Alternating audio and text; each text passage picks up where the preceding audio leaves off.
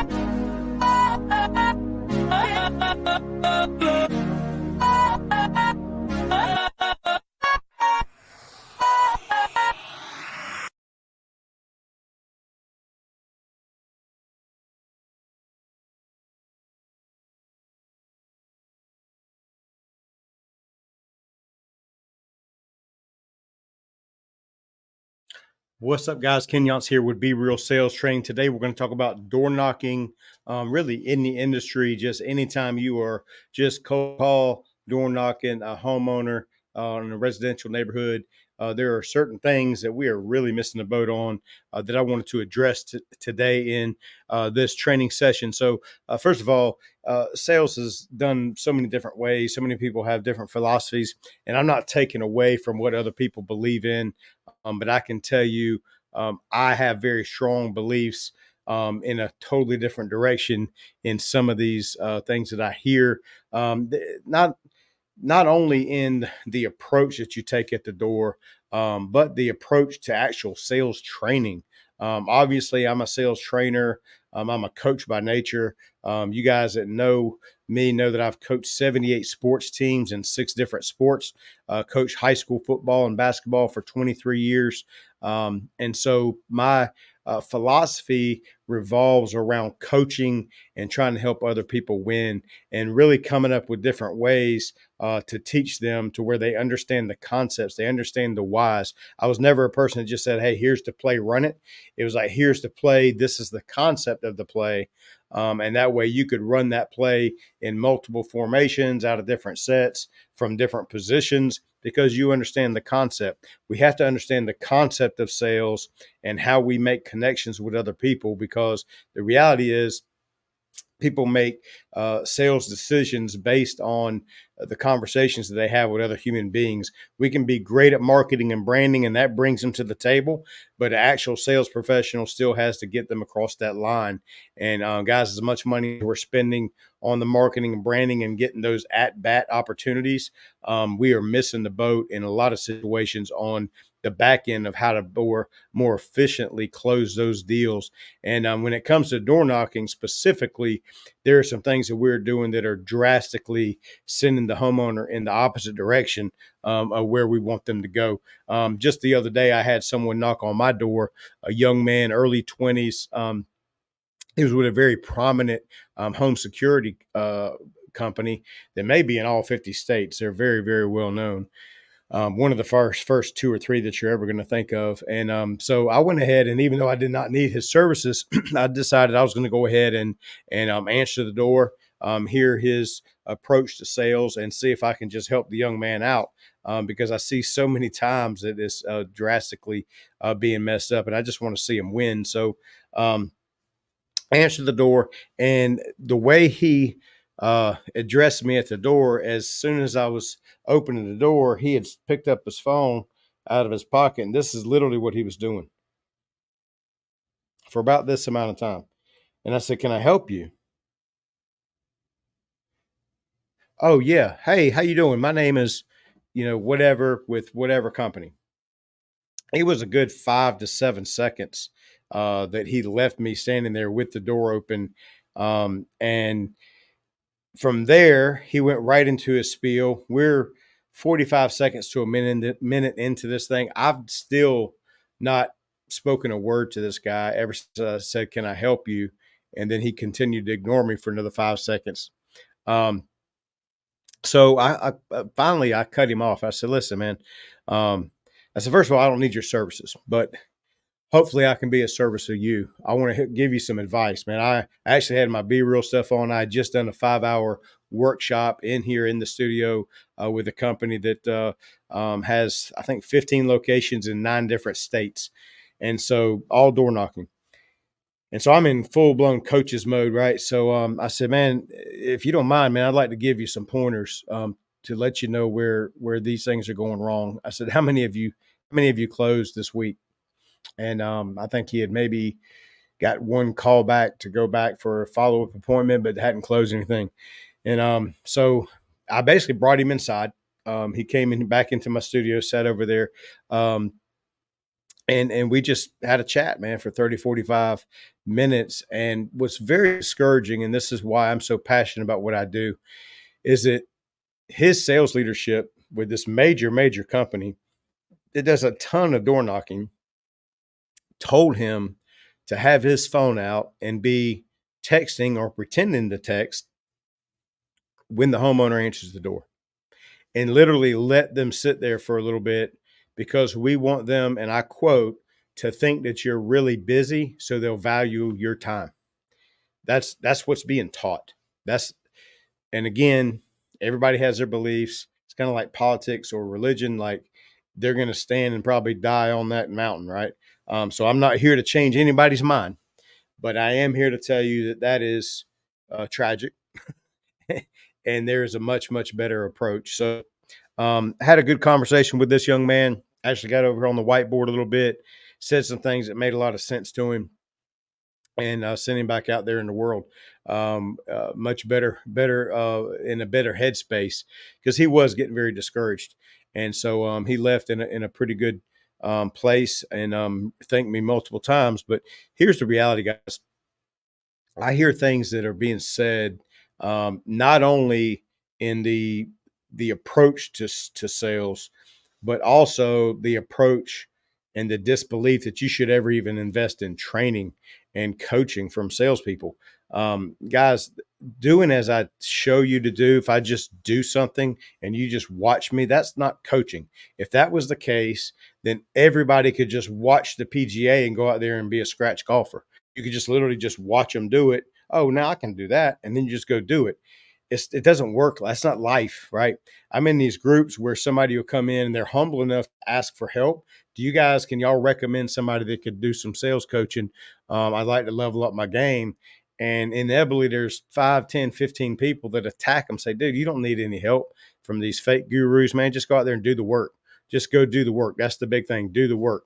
Guys, if you know anything about sports, and again, I coached for a long time, 78 sports teams in 6 different sports. I'm going to tell you what, practice does not make perfect. That's a very common thing that people say. And that's kind of like the same line of what you're saying is just go do the work, get the reps in.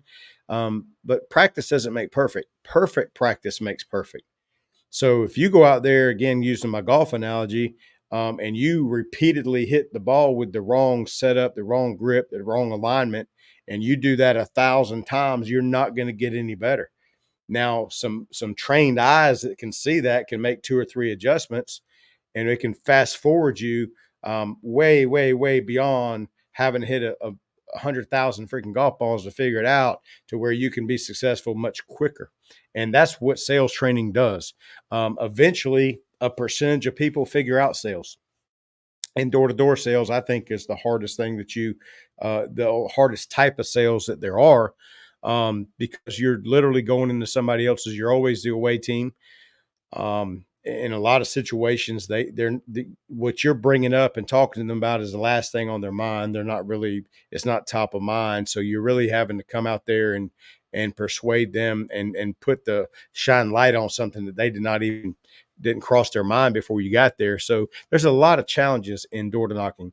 And so what I'm going to talk about today no matter what your product is, whatever your service, whatever you go knocking on someone's door, these are three basic things that I feel like everybody should do in order to be more successful. Another thing that I hear people do in sales training, and one of their beliefs is that nobody cares who you are, who you work for. They just get right to it, man. You got about 5 seconds to get their attention, so just get right into your pitch and start reading the little master scripts that I wrote you. Guys, here's the thing: scripts land on some people just like lines. Sometimes work. If you're out there trying to pick up, a date, maybe a line works. You say it 50 times. I'm not saying you won't get 2 or 3 dates. I'm not saying that your little pitches don't, work to a degree, but people appreciate conversation. And really, the situation dictates strategy. And if you're not in the situation where you're reading the client and getting information from them, you don't know how to proceed, and your strategy is flawed because you're just throwing out a generic game plan that does not always work. I don't care what you say as a generic, just a pitch. It may get you to a certain point, but you still have to navigate from there on in and bring it on around the home plate. And the reality is, guys, if you're building a sales team, uh, most company owners or sales leaders, they were very successful at sales, so they won't understand this. But building a team, you don't always have A players. You have some B's and some C's. Your B's and C's want to get better. But if the A's are just saying, man, just go out there and just do the work, you're not making them any better. And if they say, hey, hop in the truck with me, come out here and watch me do it, but they're not explaining why you said what you said or why you didn't say this, or whenever they do what they do and you're observing them as the coach and as the trainer, you're not explaining to them why when the client said this, here was an opportunity for you to do that, or the reason that objection came up is because you didn't say this, right? It's just always something you didn't do that caused the situation. And that's true coaching. That's truly understanding the psychology of what's going on the other side of the door, on the other side of the phone, on the other side of the table.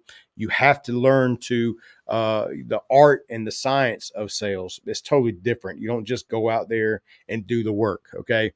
And if you are a business owner and you're thinking that you want people going out there just doing the work under your marketing, under your banner, under your brand, going out there and screwing up opportunity after opportunity after opportunity because you just want them to figure it out. That's a pretty bad, model for advancing your sales. And the reality is only the top elite level salespeople are going to even succeed in that situation. So you're going to have a lot of hiring and letting go repeatedly, a rotating door because you're not setting them up for success. So guys, if you can start with this video and try to look for my content, man, I'm trying to get it out on a regular basis, but this video is going to be a good foundation for this door knocking thing that we want to talk about today. So first of all, three rules of door knocking. First, you have to ask yourself these three questions. Number one, what separates you from everyone else? I'm not saying your brand, your marketing, your actual service, because you've not at this point of knocking on the door in the first 45 seconds to a minute that you have to interact with this person to start building this relationship and the sales opportunity. What are you doing different there? What separates you at that point, right? I mean, you can come up with a cool logo and you got some cool shirts or whatever it is, wrap truck, whatever. But let's assume everybody does those things because that's what everybody's pouring all their money into. But what separates you as another human being interacting with a human being? What separates you at that point? And if you're a sales leader or owner, what are you systematically putting in place that you make sure that they are representing your brand the right way and separating themselves from the competition? So that's your first question. The second thing is what creates a genuinely good experience for clients. And now, first of all, there's got to be a perspective here. Perspective is this: if this is, a person's life, and during this window, they actually need your product or service, but your salesperson actually intersects them back here, right? They intersect here But when they really need your product is here, then is that just an intersection that, man, we hit or miss and we just move on? Or are we making a good enough connection that whenever they get to this point and they need your product or service, they're still going to remember you? Now, if you didn't have the opportunity yet to service them truly and you just made this connection, then this connection is the marketing and branding that is going to make them still remember you and come back to you whenever that opportunity comes up that they actually need you. So to think that you're going out selling every deal and you're finding them at exactly the right time that they need or are ready to move forward with an opportunity to sell, that's la la land, man. You're you're not going to make it. The reality is, you're going to sell and you're going to close deals that you land right there, and your skill level is going to close those, and a lot of top level skill guys are going to do that. But the reality is, even the top of the top, you still need to build the relationships, because the ones you'd miss today, you want to get tomorrow, and you're only going to do that if they have a good, genuinely good experience with you for the amount of time that you have their attention. So that's the second thing. The third thing is what will cause a client to remember you beyond this first interaction. Okay. As you deal with another human being, they don't remember what you say or what you do, but they remember how you make them feel. Right. And so, and that's the way that people operate in sales. People make sales decision based off of feelings. Right. And it's not practical sometimes, the decisions they make, because who really needs a $180,000 vehicle? They don't. It makes them feel a certain way, so they go buy a $180,000 vehicle. Nobody needs a $5 million home, but people buy them all the time. Why? Because it makes them feel good. It's how they feel. So, how you make them feel is what's going to make them remember you. So again, systematically, and as you coach your team, right, instead of saying go figure it out or do the work, let's say they're not doing these three things I'm about to show you. Guess what?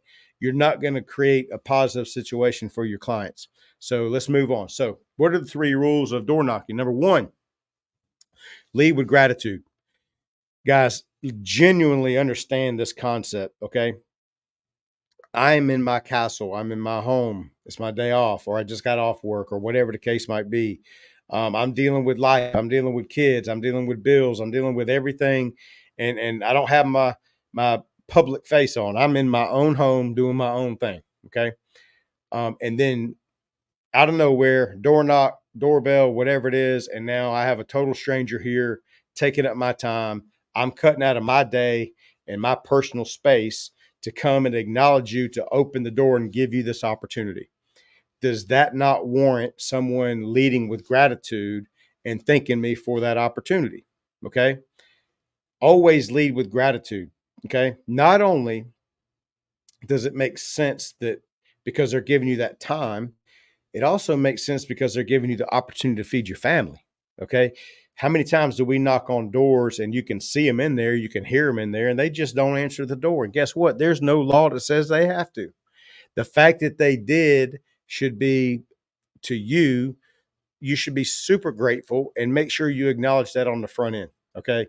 And if you're going to start a relationship and you're not going to make everything transactional, and it is going to be truly relational, then the first thing you should do is lead with gratitude. Okay. Your first like mini close is them opening the door to you, right? Because they trusted you enough to open the door. They respected you enough to open the door. So always lead with gratitude. Another perspective I want to put in for you is that not is very rare that you're walking into a store or a restaurant, some kind of business, and somebody goes in front of you and they see you're right there and they just pause and just hold the door long enough for you to grab the handle. That's all they did. Another second out of their life, maybe 2 seconds. And inevitably, almost all the time, everybody watching this would say thank you or appreciate it, something to acknowledge that they just simply held the door that they were already going through. Then why would you not, at least at the very minimum, give that same amount of gratitude to someone who is getting up in their home and coming and giving you this opportunity to open the door and giving you that part of their day? I mean, that should be the first thing, but we don't do it. I'm out on doors. I hear audio calls. A lot of my homework with my teams is I need to get audio recordings of their door knocks. And man, it is amazing before my training how few people literally do that. And it should be part of your training. These should mandatory. Like as you're breaking down a door knock, the first thing you didn't think them, right? So that should be part of your training. All you sales leaders out there. Number two, proper introduction.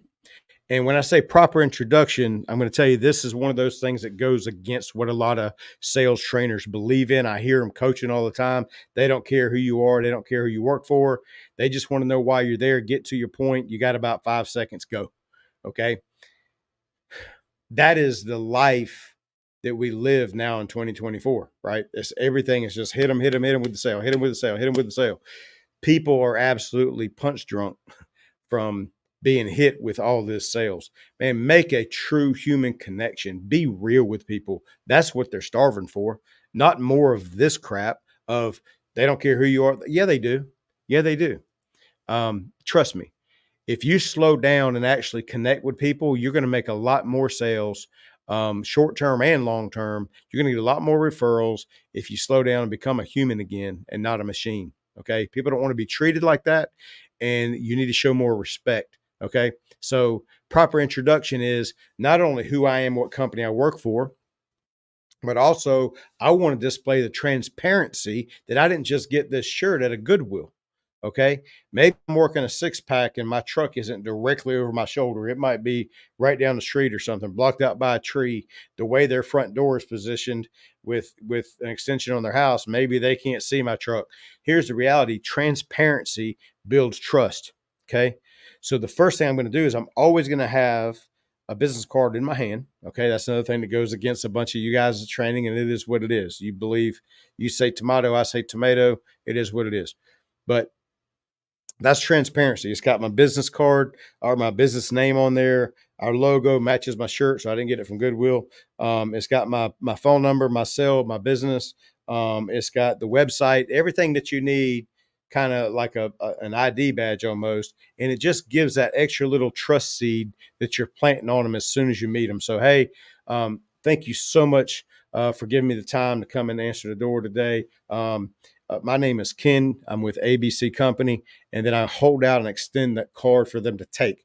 If they're in a position where, say, it's a woman, she's a female that's at home by herself, maybe she doesn't want to open the door, elderly person, that's fine. Maybe the door doesn't open. You say, hey, I'm going to set this right here so you can grab it later on and just put it on a chair right there. But it's transparency. It's no different than if you was in a relationship with somebody or dating somebody, they didn't really trust, you and everything. So they, you just offer, hey, look, you can look through my phone. Here's my phone right there. Check it out. Everything's right there. If you want, and whether they look at it or not is irrelevant. My point of that is it builds trust. Okay.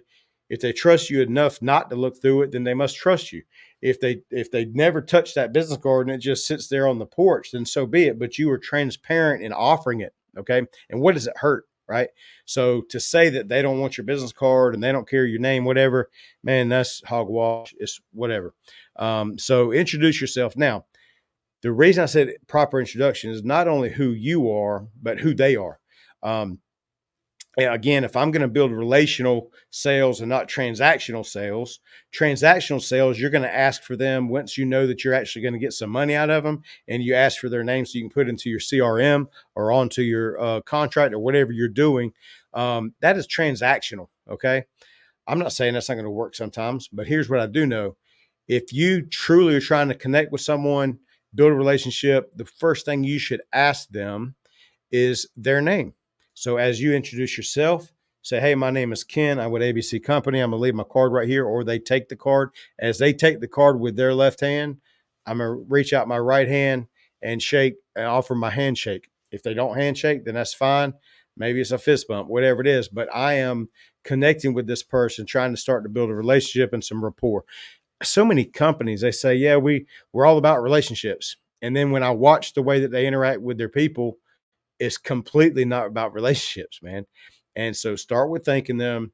Secondly, proper introduction. I am Ken, you are, boom. So now not only does that show the respect that I'm actually care enough about who you are and our conversation that I want to know who I'm speaking with, it also, very important, gives you the opportunity throughout the rest of your conversation to address them by name. Okay. You can't say that you're there to build relationships if you're not addressing people by their name. So, you business owners that don't coach this and teach this, stop saying you're there for clients and you're there to make real, true connections. You're not teaching it. Your people aren't doing it. And I can tell you by putting yourself on the other side of the door, the same way when I coached all those sports for all those years, 78 sports teams in 6 sports, I studied defenses. I knew what my offense was. I knew what I was going to run. I need to know what they're doing, where their weaknesses are. So here's what I know. As I study homeowners and I put myself on the other side of the door, okay, I know that if you don't ask me my name, you don't care who I am. If you don't care who I am, I don't care who you are. Again, it's about them.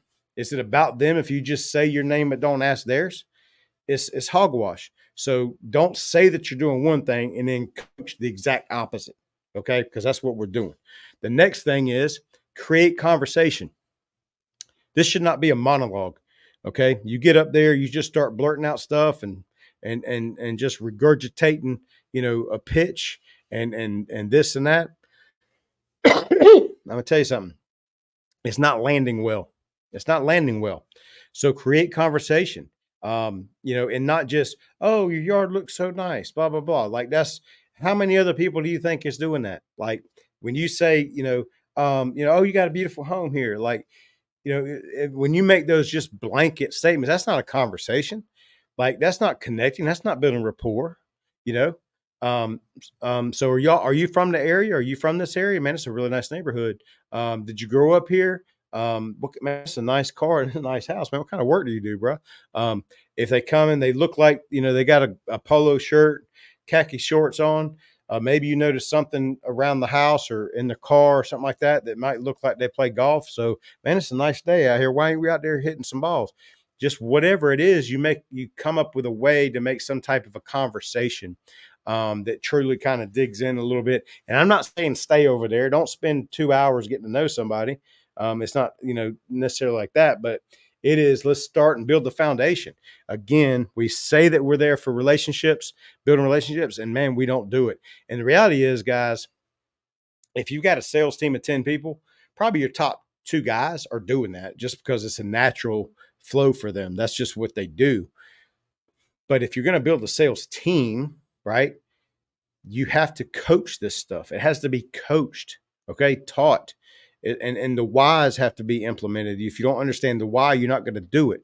If I just tell you to do something, you're not going to necessarily do it. But if I tell you the reasons why you need to or why you shouldn't do that, then it's going to turn your thought processes into a more positive direction, and you're going to start being way more successful. So ask a question early on and then show genuine interest and actually get into an actual conversation. If you're there and you're pitching the first 10 seconds and you've not thanked them, you've not, found out their name and who you're speaking with, and you've not gotten any information from them, it's just been all about you. Don't say you're there for your customers because you're not. You're there for yourself. And that's the way it's landing on your clients. Guys, here's what I want you to do. This is your homework. Okay. Go out there, be honest, be helpful, and always, always be real.